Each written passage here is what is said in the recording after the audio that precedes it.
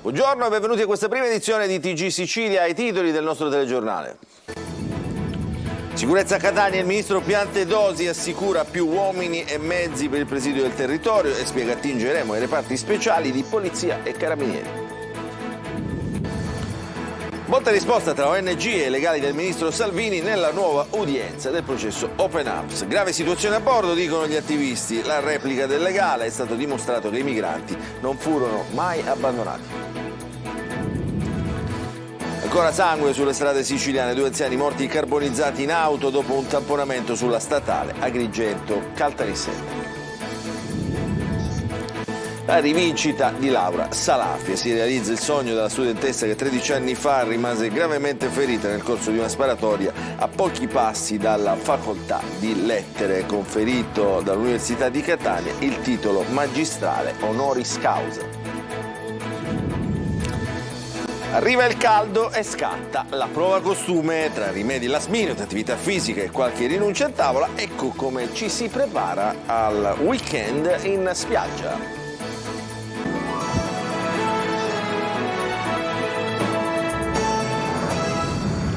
Ancora buongiorno e benvenuti a questa prima edizione di TG Sicilia. Lo avete sentito dai titoli, apriamo il nostro telegiornale con la questione sicurezza a Catania. Ieri è arrivato in città il ministro Piantedosi per un vertice sulla sicurezza in prefettura. Il titolare del Viminale ridimensiona la richiesta di utilizzo dell'esercito e assicura però risorse aggiuntive di uomini e mezzi in città. Il servizio.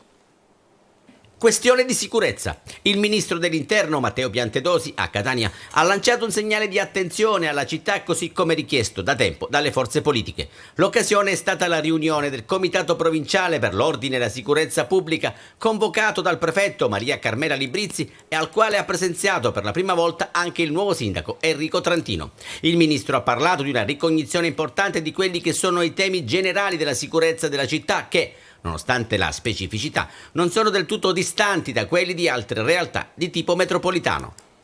Noi quello che cercheremo di fare in più, che ho pregato il prefetto di pianificare in Comitato per l'Ordine Pubblico, è di fare qualche pianificazione specifica rispetto a qualche situazione specifica. Io adesso non conosco nel dettaglio la situazione, lo conoscono le autorità locali, qualche piazza di spaccio, qualche zona di movida particolare, insomma da abbinare un'efficacia di servizi anche ad una visibilità che vada ad incidere anche in su quella percezione a cui si faceva riferimento. È lo stesso Piantedosi ad allontanare l'utilizzo massivo di uomini e mezzi dell'esercito, oggi impegnato con poche unità nell'operazione Strade Sicure, guardando positivamente piuttosto al ricorso delle reparti di prevenzione anticrimine già nelle disponibilità delle forze dell'ordine che fanno riferimento al Ministero, 3.881 tra poliziotti e carabinieri che potrebbero essere dislocati in parte a Catania nel breve termine. Io capisco che fa molta suggestione quando si parla di mandare l'esercito, ma le posso garantire, insomma, c'è un piano complessivo che va anche oltre l'impiego dell'esercito in ausilio delle forze di polizia. Ci sono i reparti prevenzione crimine, per esempio, che sono delle unità mobili della Polizia di Stato, in questo caso ce n'è un'analoga che ha un'altra denominazione dei carabinieri, che sono delle unità che vengono aggregate sui territori in aggiunta ai reparti territoriali. Si tratta poi alla fine di numeri di uomini che vengono impiegati, che ripeto non è che diventano organici ai reparti territoriali, ma di fatto vanno in ausilio. Soddisfatto il sindaco Trantino, che sottolinea gli impegni sottoscritti dal ministro in tema di sicurezza. Ma soddisfatto significherebbe minimizzare. Io devo ringraziare il ministro per la sensibilità che ha manifestato, a conferma dell'interesse del governo per la nostra città, ha fornito delle soluzioni e soprattutto è rimasto negativamente impressionato della dotazione del nostro corpo di polizia locale e si è impegnato anche a verificare la possibilità di individuare dei correttivi rispetto a una legislazione che ci penalizza perché non ci consente di assumere. Adesso ci spostiamo a Palermo, dove si è tenuta una nuova udienza del processo Open Arms, in cui è imputato Matteo Salvini, da ex ministro dell'Interno. Il fondatore dell'ONG spagnola parla di grave situazione a bordo. L'avvocato Bongiorno, però, che è legale del vice premier, replica: è stato dimostrato che non furono mai abbandonati i migranti, anzi vennero quasi coccolati. Il servizio. A bordo avevamo una situazione grave, le condizioni dei migranti erano precarie. Oscar Camps, fondatore della Open Arms, nel corso della sua deposizione al processo in cui è imputato il leader della Lega e vice premier Matteo Salvini, parla a ruota libera e traccia quale situazione c'era a bordo della nave. Salvini è accusato di sequestro di persona e rifiuto di atti di ufficio. 3 anni fa, infatti, ad agosto, nelle vesti di ministro dell'Interno, bloccò lo sbarco di 147 persone a bordo della nave spagnola. Il processo a Palermo è arrivato a un punto importante. Camps questa mattina ha ribadito: erano passati troppi giorni e molte persone avevano malattie infettive, la maggior parte con la scabbia. Poi fa riferimento anche a Salvini e dice così: normale? Oscar ha detto che verrà ascoltato lui, il medico che era a bordo della missione 65 e il primo ufficiale, che faranno naturalmente dichiarazioni su quello che è successo durante la missione, e speriamo di avere giustizia. Sono le sue dichiarazioni, in realtà i ministri che sono venuti a dichiarare prima di lui in questo processo hanno detto che le decisioni che ha preso sono state solo una sua responsabilità, vedremo quello che stabilirà il giudice. Intanto la comunicazione via mail tra il fondatore di Open Arms Oscar Camps e l'allora cancelliera tedesca Angela Merkel entrano ufficialmente nel processo di Palermo. Chiesi a Merkel l'intervento dell'Unione Europea, ha detto Camps nella sua deposizione nell'aula bunker. L'obiettivo era quello di farci assegnare un porto sicuro che fosse il più vicino possibile. Per la legale di Salvini, quella di oggi invece è un'udienza fondamentale. Oggi è stato dimostrato che l'Open Arms era al centro dell'attenzione da parte di tutte le autorità, che ha ricevuto più volte delle mail in cui si diceva: se attestate le vostre condizioni di salute scendete subito, delle telefonate in cui i dottori dicevano: siamo pronti a darvi la massima disponibilità, aiuto, soccorso, potete scendere, basta che attestate le vostre condizioni. Forse l'udienza che in assoluto ha fatto emergere in maniera nitida più delle altre quanto in realtà la Open Arms sia stata accudita e quasi direi coccolata. Adesso la cronaca: gravissimo incidente stradale lungo la statale Agrigento-Caltanissetta nei pressi del bivio per Favara. 2 persone sono morte carbonizzate all'interno della propria auto dopo aver tamponato un'altra vettura. Il servizio. Sono stati identificati con difficoltà i 2 occupanti morti bruciati dentro all'auto che nella tarda mattinata ha preso fuoco dopo aver tamponato un'altra macchina, un Audi A3. La Fiat Panda, un vecchio modello, dopo aver perso il controllo avrebbe urtato violentemente il guardrail per poi cappottare parecchie volte. Le vittime sono 2 anziani: Giuseppe Nobile, 74 anni, geometra in pensione di Favara, e la sua compagna Calogera Stella, di 70 anni, originaria di Santa Caterina Villarmosa, nel Nisseno. L'incidente stradale si è verificato lungo la strada statale 640 Agrigento-Caltanissetta, nei pressi del bivio Scintilla, in territorio di Favara. La statale che collega i 2 capoluoghi siciliani è stata già teatro nel recente passato di tanti incidenti stradali, alcuni dei quali mortali anche a causa dell'alta velocità. Le vittime sono rimaste incastrate nell'abitacolo e sono morte carbonizzate perché l'auto si è incendiata a causa del violento impatto. Sul posto hanno lavorato i vigili del fuoco, i sanitari del 118 e i carabinieri, a cui sono affidate le indagini per ricostruire la dinamica dell'incidente. Il traffico ha subito notevoli rallentamenti. Un 30enne è stato ferito a una gamba probabilmente da un colpo di pistola mentre si trovava a Riva a Nazario Sauro, piazzale di fronte al Porto Piccolo, alle porte di Ortigia a Siracusa. Secondo gli agenti della squadra mobile potrebbe essere stata un'intimidazione. L'uomo, un venditore di frutti di mare, è stato soccorso, non è in pericolo di vita. Da una prima ricostruzione sarebbe stato affiancato da una moto dalla quale sarebbero stati sparati alcuni colpi di arma da fuoco. Svolta nelle indagini sull'omicidio avvenuto a Pachino tra martedì e mercoledì. I carabinieri hanno fermato a Ispica un 19enne tunisino incastrato dalle telecamere di videosorveglianza. L'uomo indossava ancora gli indumenti della notte in cui è scoppiata la rissa tra connazionali, costata la vita a un 30enne. Il servizio di Francesco Aloi. Stava passeggiando per le vie di Ispica quando i carabinieri lo hanno trovato. È un 19enne tunisino. Lui avrebbe ucciso Mansour Haitem nella notte tra martedì e mercoledì a Pachino. Adesso deve rispondere di omicidio aggravato. È stato localizzato nella giornata di ieri dai militari del nucleo investigativo a Ispica, indossava gli stessi abiti dell'omicidio e al momento della fuga ha tentato anche di disfarsi di pochi grammi di hashish. La visione delle immagini delle telecamere ha consentito agli investigatori di individuare l'autore del ferimento mortale, ma alla violenta rissa nelle vie del centro hanno partecipato anche altri connazionali. Le indagini sono tuttora in corso e si stanno concentrando sull'identificazione di coloro che hanno partecipato alla rissa, ma soprattutto di coloro che hanno assistito all'omicidio. Bottiglie di vetro, bastoni, mastelli per la differenziata. Durante la rissa tutto poteva diventare un'arma. Coltello o punteruolo, quale potrebbe essere l'arma del delitto? Per accertare quale possa essere l'arma del delitto siamo in attesa di quello che sarà l'effetto dell'autopsia che avverrà nei prossimi giorni. Bisogna avere fiducia nelle istituzioni, perché quando le istituzioni e il gruppo squadra funziona come quello che abbiamo visto in questo frangente, nell'arco di poche ore siamo riusciti a identificare il sospettato e anche a trarlo in arresto. Tanta la paura tra i residenti della cittadina del Ciliegino. C'è chi denuncia le violenze e chi invece ha paura e si chiude nel silenzio. Intanto le indagini, coordinate dalla Procura di Siracusa, continuano per fare luce completa sulla rissa. Adesso ci occupiamo della storia di Laura Salafia. La sua forza è un esempio per tutti. A 13 anni dal ferimento accidentale durante una sparatoria che le cambiò la vita, oggi Laura Salafia riceve la laurea honoris causa conferitale dall'Università di Catania. Il servizio.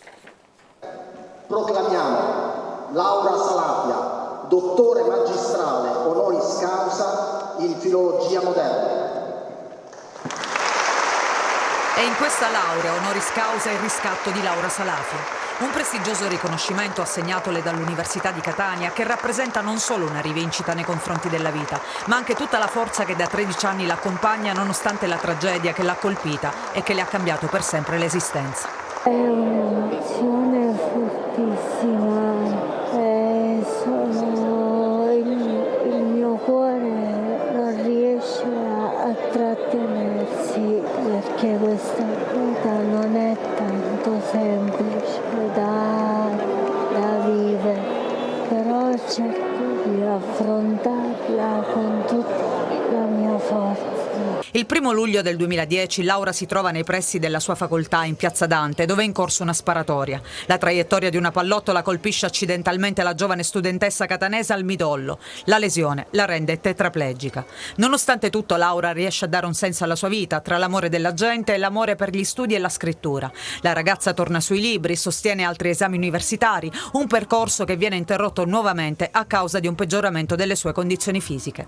Poi ad un certo punto le sue forze fisiche non glielo hanno più permesso, ma aveva già dato più della metà degli esami e oggi consegue quello che ha a lungo inseguito. In questi anni Laura ha collaborato con il quotidiano La Sicilia e nel 2017 ha pubblicato un libro dal titolo Una forza di vita, dove racconta di sé e dal quale sono stati estrapolati i testi della sua Lectio Magistralis. È la dimostrazione che con la resilienza, con la resistenza, con una forza di vita, giusto per citare il suo libro, è possibile raggiungere tutti gli obiettivi e coronare i sogni. Nel 2021 Laura ha ricevuto anche l'onorificenza di Cavaliere al Merito della Repubblica.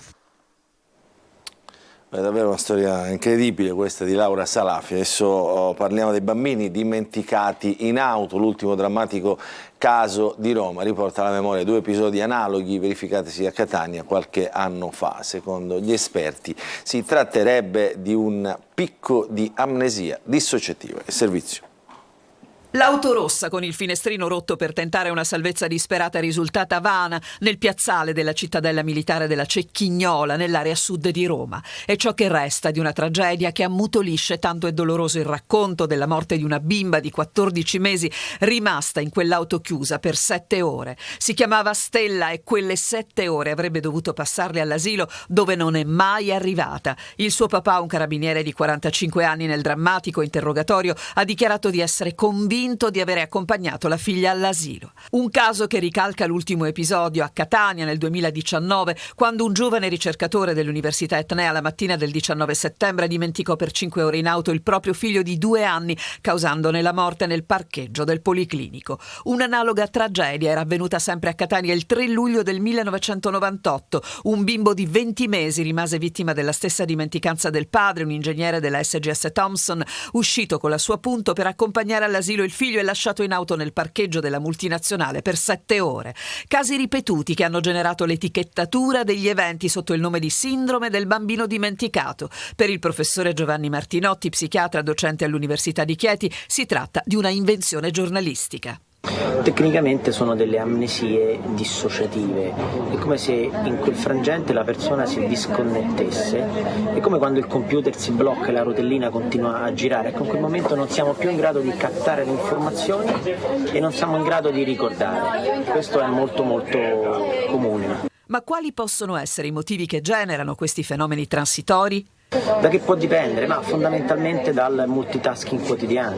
Siamo sempre più bombardati da stimoli e spesso non riusciamo a contenere tutto insieme, non riusciamo a mantenere un equilibrio che ci permette di interagire con le situazioni e ricordarle. Quindi questo fa saltare il sistema. I segnali di possibili amnesie dissociative ci sono. Delle piccole dimenticanze sempre più comuni, sempre più frequenti, sempre più invalidanti, e allora può essere un segnale d'allarme. Ovviamente i casi drammatici sono pochi, ma il meccanismo è lo stesso. L'appuntamento scordato, l'appuntamento importante che aspettavo e incredibilmente me lo dimentico, è lo stesso meccanismo dietro quello di dimenticare un bambino dentro un'auto. Dal 1998 ci sono stati in Italia 11 casi di bambini morti perché dimenticati in auto. La guerra contro i crimini online e le frontiere della cybersicurezza. Se ne è parlato a Catania in un incontro con esperti e forze dell'ordine, prevenzione e formazione, punti fermi per contrastare le nuove minacce globali. Andato per noi Tonino De Mana. La tecnologia a supporto della tecnologia per combattere nuovi crimini, anzi i cybercrimini, portati avanti da esperti informatici sempre più aggiornati e capaci di infiltrarsi ovunque, mettendo a repentaglio anche la sicurezza nazionale. Prevenzione e formazione sono sempre le parole d'ordine per una minaccia globale che richiede nuovi investimenti e magari nuove figure professionali, coinvolgendo i giovani, il mondo universitario e naturalmente le forze dell'ordine. Abbiamo sempre più bisogno di operatori, di ragazzi, di giovani che operano nell'ambito della cybersicurezza e poi che chiaramente abbiano un occhio riguardo al cybercrime, che è quello poi di cui si occupa la polizia. È un fenomeno sempre più crescente, allora cosa fare in questi casi? Innanzitutto la prevenzione.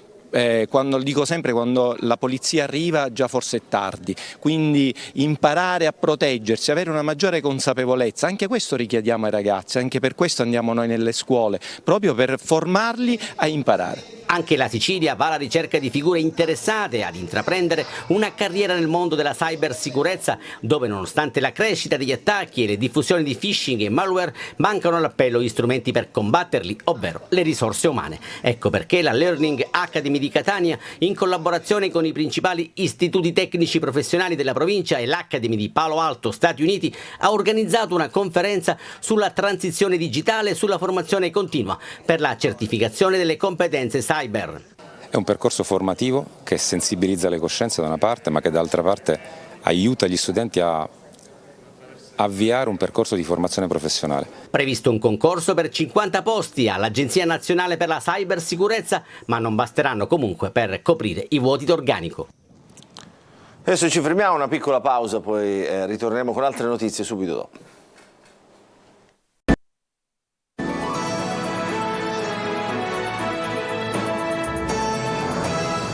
Ancora ben trovati nella seconda parte del nostro telegiornale. Parliamo di caldo, parliamo di meteo, perché è arrivato il primo caldo nel primo weekend di fatto dell'estate, ormai alle porte. Allora c'è chi comincia a preparare la prova costume, magari andando in palestra, gli ultimi giorni in palestra, ma c'è anche chi non rinuncia a, diciamo, a godersi i piaceri dell'estate, tra cui una buona e sana granita. Eva Spampinato.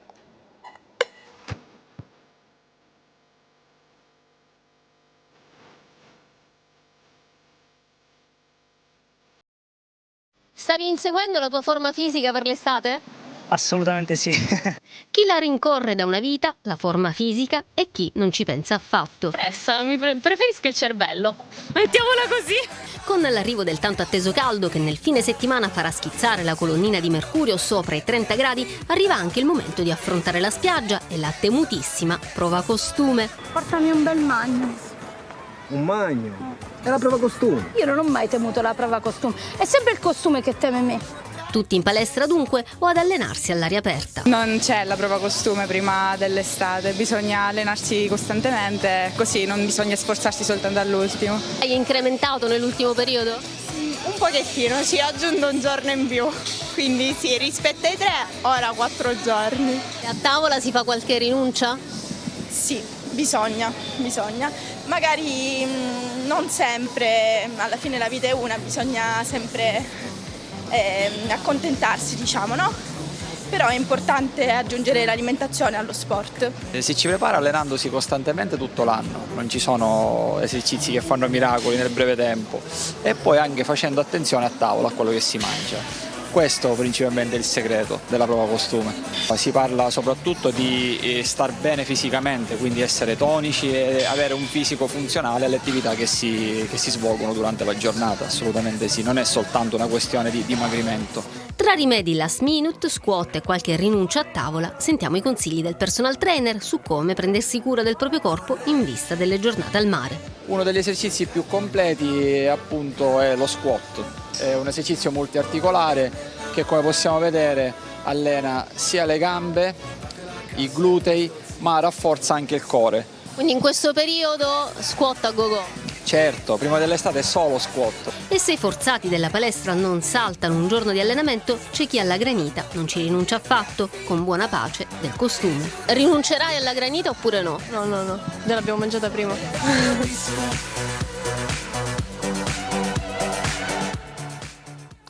Allora, buon mare a chi godrà del mare in questo fine settimana. Il nostro telegiornale finisce qui, non ci sono ulteriori aggiornamenti. Vi ricordo che l'informazione su Antenna Sicilia ritornerà alle 13:30. Intanto vi lascio alla rassegna stampa curata oggi dal collega Marco Carli. Grazie per averci seguito, buon proseguimento di giornata a tutti.